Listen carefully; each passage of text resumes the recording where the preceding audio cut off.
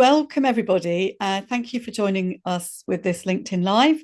I'm delighted to be here with Joanne Tait. My name's Jan Peters, and I'm the founder of Catalytic, which is a consultancy that's based on creating great places to learn and work in science and engineering.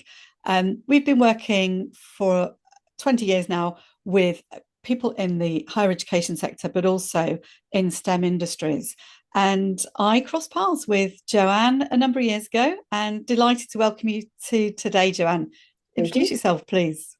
My name's Joanne. I work at Robert Gordon University as a principal lecturer in computing, engineering and technology. And I last year, completed my PhD in mental health and well-being of engineering students. And that's why we kind of crossed paths and have been trying to do stuff together ever since. No, brilliant. Thank you for joining me today. It's great to find that place where our interests and passions intersect, supporting people to be their best selves every day. And so today, Joanne's going to be talking around her experience of her PhD and the interviews with the engineers, exploring why they tend not to seek help in a timely fashion when they're not feeling so brilliant. And I'm going to be sharing some of the insights from a literature review I undertook for the Warwick Manufacturing Group at Warwick University. And we're just really interested as well to connect and hear with your practical experiences, whether in education or in the workplace. And so we can share these to make engineering a better place for everybody. So, Joanne, as she mentioned, we first crossed paths whilst I was doing the literature review for Warwick, and I found a literature review that Joanne had done as part of her PhD research. And it's brilliant that you've managed to now defend your thesis successfully and move forward. So I love that juxtaposition of you studying engineers in higher education whilst being a sort of part-time mature student doing this study. Yeah, that was fascinating, and the irony didn't escape me, particularly as parts of my doctorate became quite stressful in themselves. And I think that's later when we're going to talk about graduate students. I think some of that's going to chime with me quite a lot. But yes, I've already talked now and completely forgotten where we were at. I know you've also, as well as your PhD, contributed a book chapter as well. You're certainly not someone who sits back quietly and lets the world drift on past you. And so, tell me, when did you notice that there was an issue around well-being in engineering? Was there a pivotal moment? There were a few, and actually the real pivotal moment came actually after I'd started doing the PhD. But I'll come to that in a bit. I've been working I'm a geologist by original trade and original degree, and I was brought into a school of engineering to teach geology to engineers, and that was always quite challenging for me because much of geology is based on very educated guessing, and so the answers aren't always absolute. And defined as an engineer might like. And I kind of absorbed that, and we would make jokes about it generally about engineers. Everything had to be exactly like geologists, or just kind of, between 1 and a million years, it's okay. And so I kind of got a sense that the thinking processes or problem solving process were very different to how they might be for a different discipline. But what really started to grab my attention was when I was seeing lower pass rates and greater numbers of appeals after a fail, starting to talk about actually my mental health was really bad. I had this terrible anxiety. I've been under stress for so long. But they never mentioned it at all before they'd failed this thing twice. No one's thought to ask, which was interesting in itself. But also, no one said, oh, I needed to go to counselling. Our student support services often, if someone has asked for help, we'll reach out and say, this student needs a bit more time, or student needs more support. And we didn't have hardly any referrals to any student support. And that for me spoke volumes. And that was coming back from our own student counselling service to say, we don't see anyone from engineering, so we have to just assume they're all fine. And I'm looking at the students thinking they're definitely not fine. So I then started to do quite a bit of work in mental health first aid, just to kind of educate myself in this space. And I actually undertook a course called Applied Suicide Intervention Skills Training. That for me was the point of taking the PhD, because when I said to the leader what school I was working in, she said, and I quote, "Oh my God, that is fascinating. Engineers are terrible." And that was the first time I had an external sort of validation of something that I'd been feeling for quite a while. Not that they're terrible, but there was something going on that had not been explored before. Do you think that, and the engineers and the staff are doing a lot of self-congratulation here? Hey, we don't have any of our students going through Yes, to student support services. They're all yes, okay. They're engineers. They're solving problems. yes, they're out there solving problems. They don't need any help. We went through this, so should you. So there's a big culture there of a kind of celebration of stress. And again, we'll maybe talk a bit later about the interviews that I did with students. But genuinely, a lot of the culture is, if you're not stressed, you're not doing it right. And so that's quite a big thing to overcome on an engineering culture scale, but from an individual scale, and the amount of impact that kind of culture has on a person, it can be quite, I'm not even sure that can actually be measured. Mm. Finally, so during my I started the PhD, I got sponsorship to do that. I got a lot of bemused looks from my colleagues because we're all fine, and that's great. But then I got a call where to tell me that one of our students had completed suicide, and that for me was just a complete. It was a shock, but not a surprise. I don't know if that makes sense, Mm. because you get a call like that, and there are a number of processes that a university has to do, but the person who receives that information is then thinking, what happened? How can we, like, how can we not have that happen again? What did we do wrong? Are there things that we could have put in place to make that never have been an option? Had that person come for help sooner, that wouldn't have happened. Mhm. And for me, that early help seeking and saying, I have something wrong and please take me seriously, was so absolutely key that really kind of drove me on to keep pushing and pushing and pushing. And that's why I became a lot more vocal. And that's why you met me, Jan, because I decided not just to study it myself, I needed to start talking about it more widely. And you need to experience it as well, perhaps. Yes.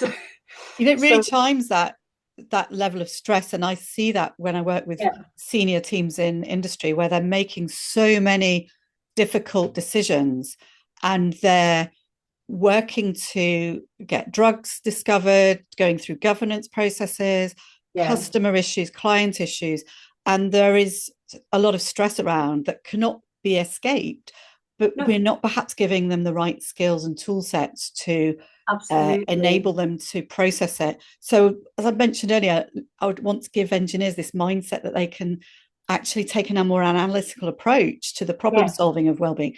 Let's pause there. Let me ask you, how do you define well-being? What is it? And when does it segue into more serious, deeper issues? When you asked me that question before, I went straight to my some of my opening pages of my thesis, where I had to talk about eudaimonic happiness and hedonic happiness, the types of philosophy that that a person might have before they even think about the word mental well-being. So I went into a little bit of a mini fugue in my own head. But the what I have adopted, when I think that is a helpful description of mental well-being, not mental health, and we can maybe talk about that as well. Mental well-being is a combination of how we feel, so our emotions, our life satisfaction, our sense of purpose, and how we function. So that's our relationships with other personal control, our independence. And that I'm just taking that almost verbatim from the Paul Hamlyn Foundation, which I find that was the most helpful description of what I was trying to get at. So it's not necessarily about whether or not someone has a mental illness, although very poor mental well-being can give you mental illness, certainly exacerbated. And it's more about that holistic view. So in my writing now, I adopt the term mental health and well-being to include everything in the space. So that's the definition that I'm working with. Nice. I think it's always good to have a good definition. And the work that I've done and the reading I've done with through the Gallup Wellbeing at Work research looks and defines and separates out wellness from well-being. And Yeah. wellness is your kind of physical, can I take some pills to cure the pain in my ankle or my leg? Whereas well-being is that kind of state of mind. And so we need to look after it a little bit differently. Yeah. So that thank you for clarifying that with us. So is there any difference between engineers' mindset and the rest of the population? Well, no, that is a very good question. Yes and no is the answer that I come up with, and I know that's not very satisfactory. Engineers are human beings and they are subject to the same physical laws and environment that the rest of us are exposed to.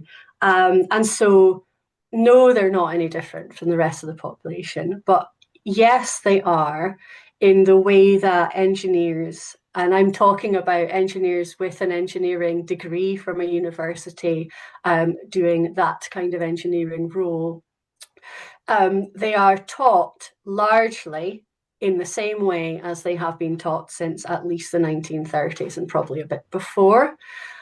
Much of that education has not changed. Now, I'm saying that much of and most of because there are some really good examples of newer institutions who are doing things a bit differently now. And I'm waiting to see if I'm allowed to go and measure their mental well-being. I'm not sure if I'll be allowed to, but certainly I'm curious to see what their experience does for their mental well-being. But largely, engineering students will encounter a 9 to 5 full curriculum of all the things you need to remember and think about. And if you are wrong, you are punished. And I don't mean like physically punished. I mean, culturally, being right is very important. And there is no room for woolly thinking. There is no room for much of a tolerance of error or margin of error. Usually they are taught for exam. There are always assessments, huge numbers of assessments.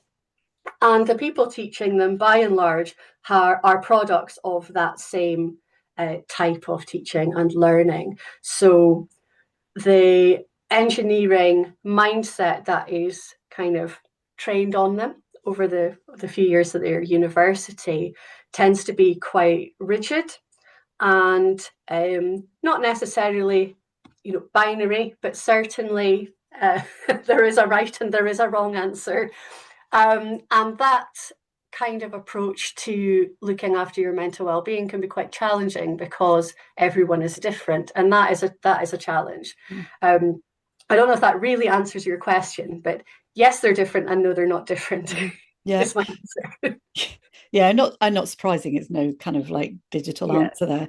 And I think it raises that question about whether there's something we can do around how we educate and train engineers, because ultimately these undergraduates or apprentices, because it's not just people getting a degree through this traditional route, is they're the future managers and leaders of the future. And as we mentioned earlier, the stresses that creep into everyday life in engineering, it's new product development, it's getting products to market, drugs to market, it's complex processes, solving, as many engineers go work in war zones. So the stresses are ever present. And so it seems really fundamental that we need to understand how best to inculcate a kind of self-awareness so that we can manage and survive, or move from surviving to thriving. Exactly. And I think the approach, certainly up until recently, has been for staff, maybe not quite intentionally, but if they feel like if we make sure that our students have experienced quite a lot of stress over this period, they'll have figured themselves out. So they want to expose the students to stresses and challenges, so that they learn to cope with that in the workplace. So one of my fears was if I encouraged everyone to be more aware of their well-being, and then they went into the workplace where they went to war zones or very challenging environments, and then had no kind of coat of resilience. Would I make things worse? I suspect not. But there is that concern that this way of kind of training engineers to think and behave in particular ways has worked to an extent, in that they're then able to be engineers in the world.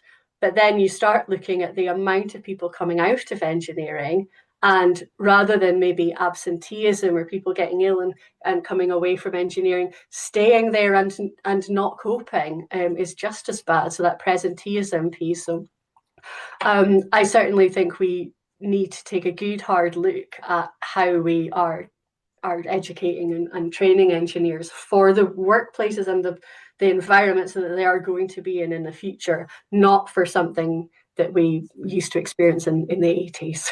Mm. Am I right recalling that reading your PhD that students, undergraduates, don't go to their tutors and staff for help and support? Yeah, they very well. It's about trust. So individually, they might find someone that they might go to, but by and large, there's quite a big distrust of particularly academic staff, in that they'll be able to do anything. And sometimes that's from a sympathetic, they're so busy they won't be able to do anything, or that's not their job, when it is. Just in a bracket there. To I will be shamed. That person marks my work. So there's quite a big range of reasons why not. But trust is the biggest thing that comes out of it. They don't trust academic staff and related staff to be able to respond in a useful way and do anything about it. Mm. So it's Do you have pretty any do you have any horrible. hope? Do you have hope for the future? I do, because in my interviews, I was fully expecting um, to those interviews to be very difficult, because I, having done all my reading, most of the engineering students that I work with are all young men.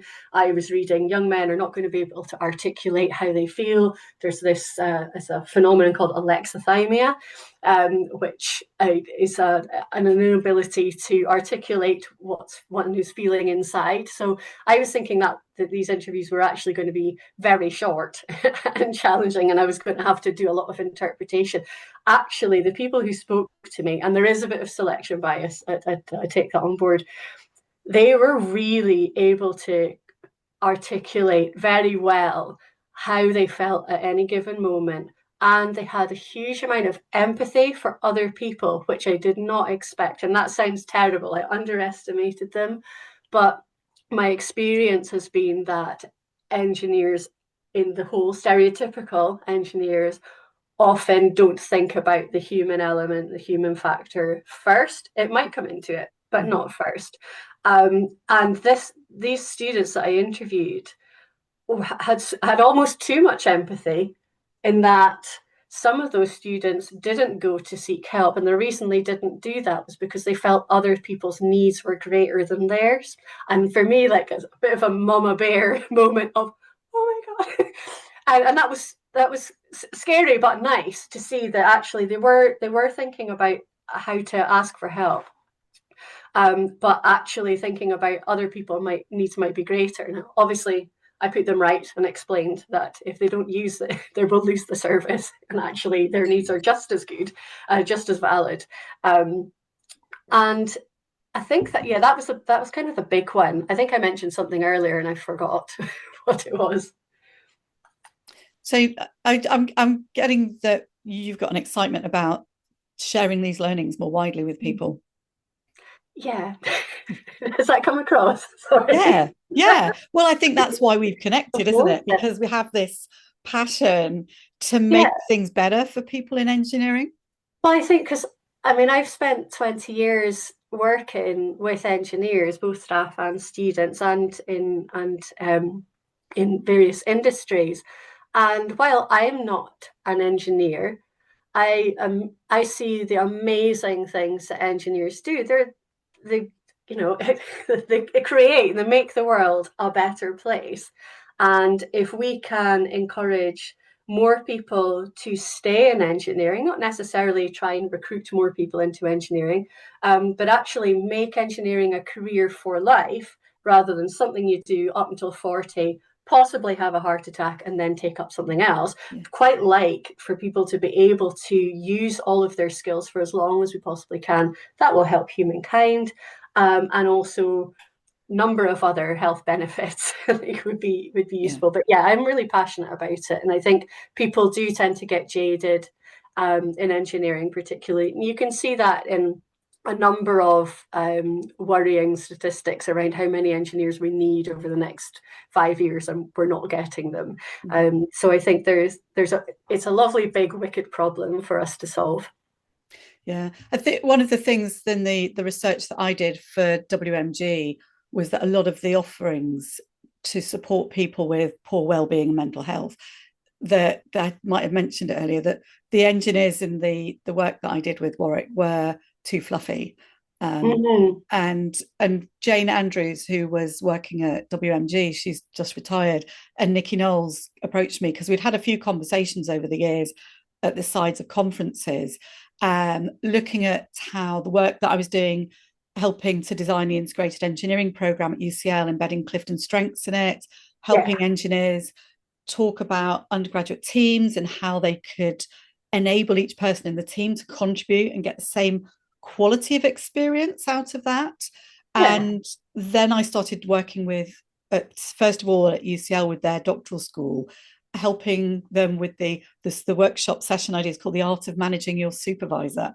So a lot of my work, in contrast to yours with the undergraduate population, a lot of mine is with the postdoctoral and PhD, and with Warwick, the postdoctoral community. So the early career researchers.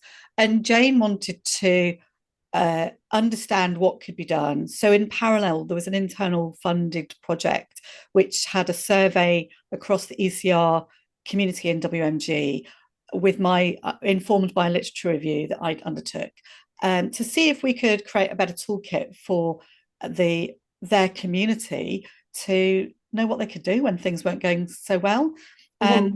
so they could get a boost. And I kind of flippantly called it helping them hack their well-being, Yeah, I and like knowing that. what they could do to understand what works for them compared to what works for other people. And so, I mean, I just to share with everybody that we're really excited that we're going to be creating a full day workshop where we bring our outcomes together. So you're going to talk about the ECHO program you've designed at RGU, Yeah, and I'm going to talk around the My Resilience Navigator worksheet, which I use in industry, but also with PhD students, helping people to be able to tinker and tweak and hack their own psychology, which is going to be on the 26th of June at Conference Aston. yeah, So you can get a taste of the impacts. We're hoping that we're going to get people there from both the education community, but also industry, so we can look at and connect, learn, and share what we're doing to boost and energize and keep the profession in that positive state of well-being. Don't know if you've got you or thank you. Helen could add the link into the chat, I've which got Yeah, it I'm here. just doing it now. brilliant. Oh, Thank you. And so, and yeah, then ultimately talking with a company that I've been doing some work with, it's how can we support people with a high IQ and low EQ, emotional intelligence? How can we help them be more aware of what it is that they can do? So that's on the 26th of June, unlocking wellbeing for engineers. So it's a really a big conversation with great takeaways. My literature I can't even say that, literature review is going to be available for people as a takeaway. And what we want to do is not just flag up services, but enable the academics to add things into the way that they work and support engineers, and to feel that it's something that they can do, or organizations to make sure the offerings are much clearer, because it's quite feels like a bit of a soup of offerings to support you at the time. Yeah, I think it can be a bit of a soup. I think for me, the message really needs to be that the stuff is hard, but it's not hard. Also, these things are doable to incorporate into your working life. You don't have to do it all the time, but I Yeah. think it's useful to have these tools to hand if you need them. What else have we got there? We're kind of looking, I guess in that workshop, we'll be looking to get some feedback from industry as well that might help with my further research. It's maybe a bit selfish to ask for some of that from people, but I think it would be useful to hear how industry are approaching mental well-being, or indeed if they're looking at it at all. Yeah, I think absolutely. That's why I think it's about having a conversation, Yeah, and when you have a proper conversation, it's when you start learning things from other people. Um, absolutely. and the also that it's really aligns with the work that I do in terms of helping people build high performing teams, inclusive Mm-hmm. teams as well, helping to overcome and navigate isolation. And everybody will know if they look at my LinkedIn that I use Clifton Strengths, which is a positive psychology tool. And all those different tools that are out there, that this is a tool that doesn't label you. It doesn't mean that I'm yellow and I behave like that. Yeah, And it doesn't mean that I'm blue and I'm like this. It allows you to have a personalized profile, if you like, for who you are. And it's a there's, bit more nuance, isn't there? yeah, I mean, the workshops I've run, I've worked with the UCL's doctoral school for 10 years, Brunel's for several years, and a couple of international doctoral research programs. And I find that some students who are might be somebody who's got a really like big thinking individual who's not very organized, perhaps has a really messy desk with piles of papers, and they look across and they see this super efficient quiet person in the corner, and they feel inadequate, they feel like they're failing. And I sort of talk to them about what it is they feel they need to be, and it's like, well, don't be try and be like the person over there, only be you and be the best Mhm. version of you. And that Clifton Strengths gives you that sense of what to do. I think supervising communication, if we think back to our own experiences as PhD students, it can be that so different about you. It's like I don't know if you know the model of the arc of distortion. Our supervisor might just be thinking out loud. I wonder if, and we might think, oh gosh, I need to go and look at that. I need to go and read it, and we pile off. And actually, it was just an interesting conversation Amazing. to have.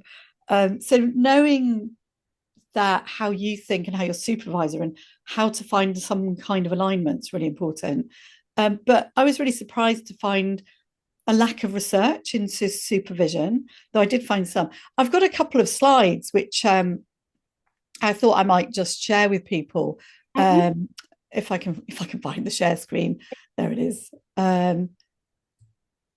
Share, and here it is. So just the paper summaries that I've got really. The first thing that really surprised me was that until 2019, there were only 17 peer-reviewed papers that looked at PhD, early career researchers, and engineering and well-being mental health. And most of these were small studies, internal into an organization. And I don't know whether it was when a conversation we had or it was with someone else, the challenges getting ethics approval for doing bigger studies in this space. Mm-hmm. So I think that was really interesting. Another thing that stuck up for me, am I sharing my whole screen or the little screen? And so was that graduate students are six times as likely to have experience a mental health issue, anxiety, depression, compared to the general population. I was like, whoa, that's just outstandingly surprising to me. But let's not forget that a lot of people do manage the ups and downs of their PhD without any serious issues. Yeah. And building on your your definition of well-being earlier. So it's this risk factor of psychological well-being, but feeling good, functioning effectively, and psychological distress. That place where we're starting to tip the balance, and it starts to get harder and harder to come back from it. And thinking through that framework and thinking around the shift for early career researchers as they grow and change their identity. And it might be their identity of, identifiable characteristics, their ethnicity, their skin color. Do they fit in? What is the cultural background they come from? Are they somebody who's got a really they come from maybe Germany or Switzerland, where they're very organized, they're always on time, and their supervisors comes from a culture, France, where time's quite a different construct. Some really good reads around that, around cultural identity, that I really enjoy reading. But it's that shift from being the student with the sort of sage who knows everything, is really well known and respected, and that transition into being that knowledgeable expert, and ultimately into that change maker in your sector. Really interesting to read papers that talk around kind of supervisor satisfier strategies, and how different supervisors are. So on these few slides, I'm just showing some summaries. So screenshot them if you like, or I can send people a snip of the slides later. But the reference to the paper is on majority of slides, I hope. So understanding how the issues around how a student manages their workload, and how that is how their supervisor has managed workloads in the past. What are their norms and behaviors? How many supervisors keep offloading small extra tasks onto their students as learning opportunities? I know I bumped into a friend recently, and her daughter was doing a PhD, and she was being asked to write abstracts of papers, draft posters, all sorts of extra things that were really causing her quite a significant amount of distress. What is the relationship like? Is it boss and employee? Is it supervisor? Is it mentor? Is it guide? How much freedom are the supervisor giving the student, and how are they helping the student create a sense of belonging within all those different spaces they have to learn to inhabit? And one of the things I love to do when I'm reading papers, and perhaps you too, Jan, is I like to sort of collect information and group it. That's how my brain works. And so from a number of papers, I found these sort of 5 broad areas that were causing stress amongst early career researchers. So about the long hours culture, how that affected their functioning in the rest of their life, and how they perhaps started to neglect the things that they needed to be their best. And that's where I think, Clifton Strengths can help with that. Systemic factors about that competitive workspace, having to get their paper into the right journal, about doing something better, getting a paper published before everyone else in your lab or the people in your field and on their PhD journey. There's also might have personal factors in your life that can affect how effective you can be as a student. You might have health issues, you might have family and relationship issues. But then, of course, there's the culture about where you are and how you feel. And my work was done post-COVID, and there was a lot of a big sense of isolation. People who'd come to the UK during COVID or worked outside and then come into the UK, feeling really isolated. They didn't go in the lab. Nobody went in the lab. It was all done remotely. And the really harsh thing I found was there's still cultures of bullying and harassment around, and that's reported on perhaps more than well-being. But then there's that engineering factor, isn't it? Reluctance to seek help. That's apparent if you are an emotional, empathetic engineer, that you perhaps try not to be.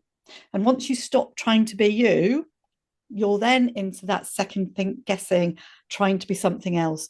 And again, if you belong to any kind of minority, whether you're neurodivergent, you're a woman in a male dominated lab, you come from a different ethnic background to all of the research group, it starts layering up about how you feel different. And then just a couple of more really that I wanted to share. Supervisor style, because their experience comes from their supervisor, and my experience and observations is that that tends to be passed along. So if you've got a very collegial mentor kind of supervisor, you'll learn from that and you'll want to help your students be their best. If you come from a supervisory lab where there's a strict focus, and I've had supervisors or students tell me their supervisor said on week one, this is how we're going to run it. We're going to make sure you get your PhD so you get onto your research career. We're going to do this in year one, and it was like there's this map, this route, which really works for some, doesn't work for others. I enjoyed reading. I knew you were going to ask me this. Which did I enjoy reading? I like this graphic from Sisson and Jackman, where they show the sort of like the plan of the PhD. You know, it's like that nice smooth ride. I'm sure yours was like that. But the reality, of course, is the ups and the downs. And I think my point in that river where there's kind of lake and you're down the bottom of the well is I'd spent £10,000 having a batch of solar cells made with this special layer in the middle. And they took quite a while to get in scheduled and made. They got big implanted oxygen layer in them. And we sent them off to be manufactured. And it was a bit like those kind of spaghetti westerns, you know, the tumbleweed drifting across the landscape. And I wanted to know, where are my wafers, time's moving on, where are my solar cells? And I started phoning up the manufacturing director, where are my solar cells? And eventually I started phoning him every day. And after about the second or third week, he picked the phone up and then he went, I'm sorry, I broke them. How am I ever going to get out of this? So I think I'm a really resilient individual. Any challenge you give me, I'll navigate it. But the stories in that paper are not good. And then Millicent's paper in 22, she gave 3 key factors. And I saw those, like, yeah, resilience, workaholism, perfection. I know strategies for helping to manage those. I can use saboteurs and sages from Positive Intelligence. Clifton Strengths helps me understand and starts helping me hack things. I'm like, yes, I think we can start creating something different. How can we help people persist? And then the risk factors, loneliness, imposter, perception of failure, and communication. How can we help that? And then this is smiling there. Sorry, I'll just give you a little break. Thank you. When I was doing my master's in retention of distance learning students, because a lot of them would just like fall off the system, I created the pause of persistence. Yes. Because I was trying to make a model, and it ended up looking like 2 dog paws. And so I'm much more impressed with your graphic here. Thank you. Yeah. I don't know what to do with that. Sorry. you know, if you need a good graphic, you know, you can always come to me. I have nothing more than taking lots of information and packaging it into something that's really useful. I just find it really helps you think something through, and then I'm so focused on an outcome. How can we make it better? How can we get there quicker? And so this graphic about psychological social support comes from a UK government funded project, and I put that together with other interventions that I'd seen available, and I was just going, yeah, and I thought about all the things that PhDs and graduate students and postdoc fellows had talked to me about, that they had available to them, and I'm like, this is all very well, but it felt like you know, swimming in the ocean where where's the sun rising? Oh, I can't remember. I don't know which way I might go to land. I don't know where I might be in the Atlantic Ocean. I'm going to swim that way.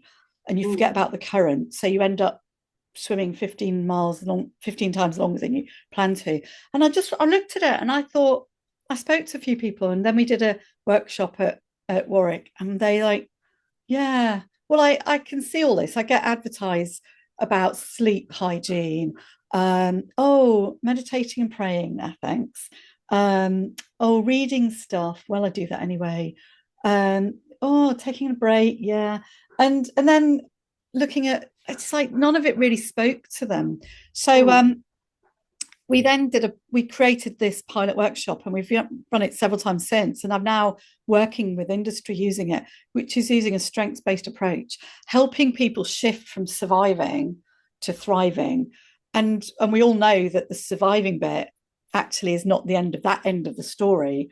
And I think one of our early conversations was, it's around the engineers aren't coming for help until it's life changing or life threatening. Do you know what? I found no work around people who'd left. And that's one of my concerns is, what are we doing when people drop out of a PhD, drop out of their course because they're not well? Yeah. How are we helping them get back to being a functioning human being who can get back to surviving? I still think that's something we need to look at. So that's really fascinating, actually, because from an academic point of view, the drop-off rate of PhD students is within a tolerated amount, so it's not really looked at, because by the time you've got to PhD, most people doing a PhD are going to complete it at some point. And the dropouts are either really early, so they're not counted, or quite small in comparison to a dropout from a normal career. And I say dropout with love. It's just the word I'm thinking of at the moment. Yeah. I don't think people are dropouts. Stop doing that. In smaller numbers at PhD than they do at, say, undergraduate level or in distance learning, what I've been looking at. And so I'm not saying that's good. I'm just saying that's probably why it's not been looked at. They're probably just thinking that level of attrition is acceptable loss, which is weird, because when someone's doing a PhD, they're doing unique, novel work, which is going to benefit mankind in whatever way that might be. Yeah. And so to actually have someone not do that work doesn't mean it's going to get picked up by someone else. So there's a lot of knowledge not happening just by even having a few people not doing the rest of their PhD. Yeah, I'll get off my soapbox now. Yeah, Jen. No, well, we both, that is us, isn't it? We want to make a difference, and we want people to be their best, and it is the future workforce that we're talking around, because not all people with PhDs, only a small number stay in the research field. Their theories should be future leaders. So the work that comes from Gallup in the Wellbeing at Work book identifies a huge number of people they've done the research with, identified 5 core areas where you can monitor yourself and to specific actions. And that's using Clifton Strengths. So that's one of my tools. And the other is using the Saboteur Sage program from Positive Intelligence, which enables people to think through what works for them and come up with their own plan for monitoring their resilience. And so I don't want to go too much into that, because we have planned to do another session in about a month's time. And